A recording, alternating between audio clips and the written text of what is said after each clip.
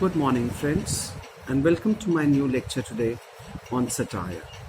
I'm sure you must have watched my earlier lectures on Renaissance and must have liked them too. Today, I'll be speaking about satire. What is a satire? Satire is the use of humor, irony, exaggeration, or ridicule to expose and criticize people's stupidity or vices, particularly in the context of contemporary politics and other topical issues. In Latin literature, satire is a literary miscellany, especially a poem ridiculing prevalent vices or follies. Satire is a genre of literature and performing arts, usually fiction and less frequently in non-fiction, in which vices, follies, abuses, and shortcomings are held up to ridicule, ideally with the intent of shaming individuals, corporations, government, or society itself into improvement.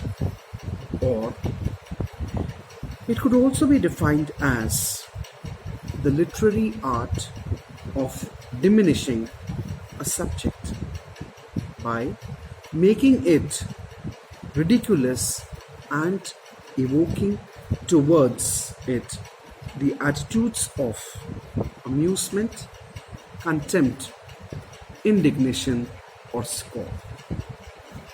Now, Merriam-Webster describes satire as a literary work holding up human vices and follies to ridicule or scorn, and also a trenchant wit, irony, or sarcasm used to expose and discredit the vice or folly.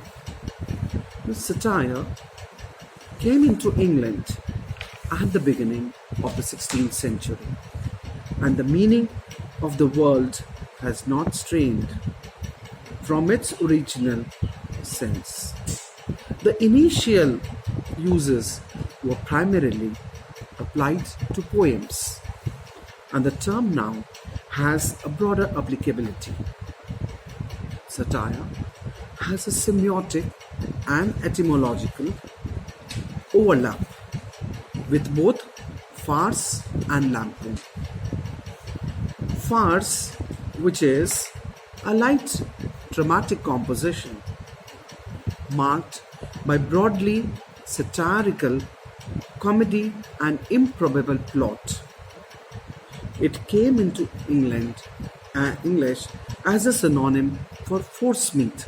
Farce as a synonym for forcemeat, which means finely chopped and highly seasoned meat, or a fish that is either served alone or as a stuffing.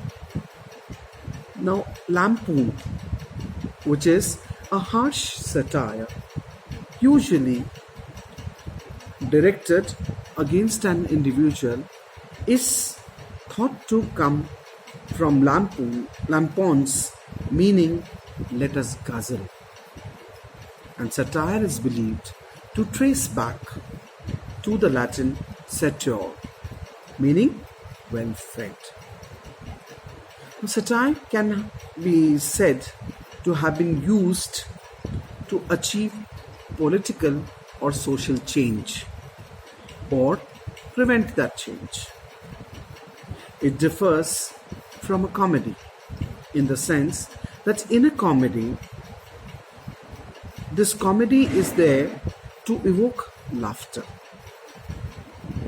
and this comedy evokes laughter as an end, whereas satire, it derides.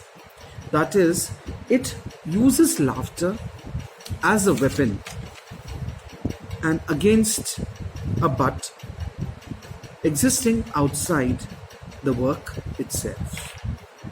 That butt may be an individual if it is in a personal satire, or it may be a type of a person or a class, an institution, a nation, or even the whole race of man, as has been shown in Rochester's Satire against Mankind and much of Swift's Gulliver's Travels, especially in Book 4.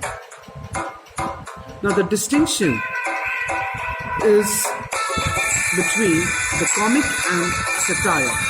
The distinction is, however, it's a very sharp one, and this distinction is only at its extremes.